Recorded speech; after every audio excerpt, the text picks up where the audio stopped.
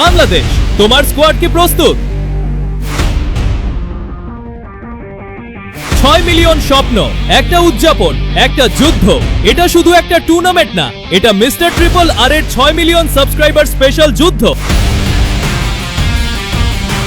8টি বিভাগ, 8টি বিভাগীয় ল্যান অ্যারেনা,